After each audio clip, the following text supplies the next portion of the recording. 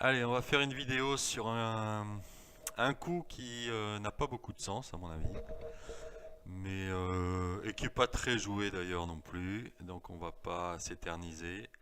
C'est dépenser au cinquième coup. Alors pourquoi ça n'a pas beaucoup de sens? Parce qu'on a déjà sorti notre fou.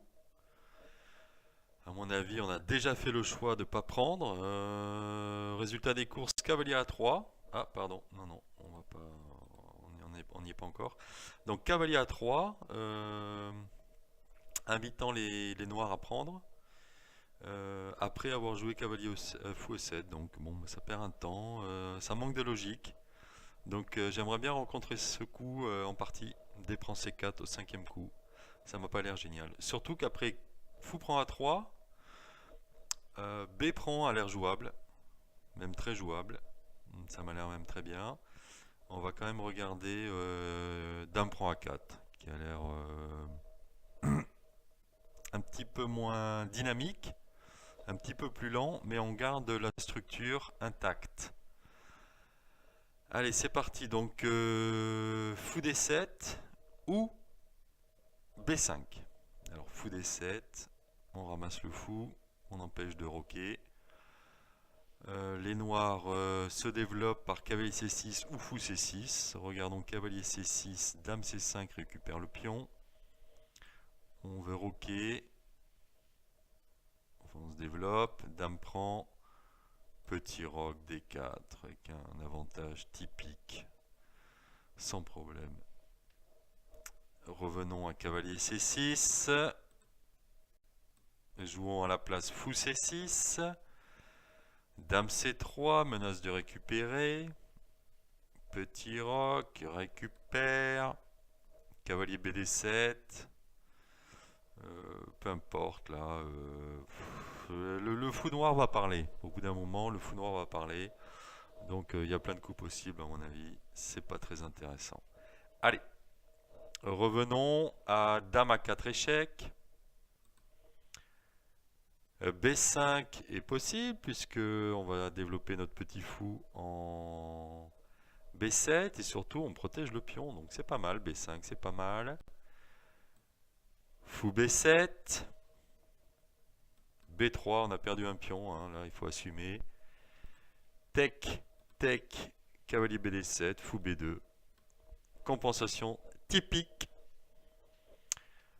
Avec un petit coup sympa sur Dame E7 pour roquer.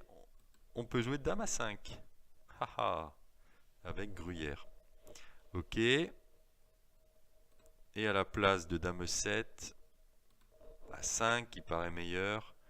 Ici, tour FC1 avec compensation typique. Le fou est monstrueux. Allez, revenons à cavalier A3. Petit roc. Et puis là, on va se régaler hein, avec cavalier C4. B5. On attaque la tour A8. Cavalier là. Un petit coup rigolo. Fou B7. Pas forcé, on peut prendre E3, mais enfin F prend E3, ça a l'air sympa pour les blancs. Ça a l'air jouable quand même, cavalier prend E3. Faudra que je regarde. Je l'ai pas là sous la main, mais faudra que je regarde. Fou B7, cavalier prend, fou prend E4. Fou là, D4, on continue. C5, D5. Ok, donc ça c'est avantage blanc. Ça a l'air sympa à jouer. Ok. On revient à B5 qui était ici. Et on peut jouer C5, voilà, avec une partie typique. Structure intacte des deux côtés. B3 d'abord. Oui, doucement. B3, cavalier C6, fou B2. Donc là, on a un petit avantage dû à l'aile dame des noirs qui a du mal un peu à sortir là. Cavalier C6, fou B2. Alors sur cavalier D5, bloque la dame, donc on peut se permettre de jouer D4. Voilà, avec un petit avantage. Sur fou D7, c'est de la même histoire, D4. Pardon, D4. Voilà. Mais enfin les noirs sont solides, hein, faut pas s'enflammer, il n'y a pas grand chose, mais enfin c'est juste plus agréable à jouer avec les blancs. Et sur Dame C7, allez on va se mettre en face. Tour des 8, il se met en face, c'est rigolo.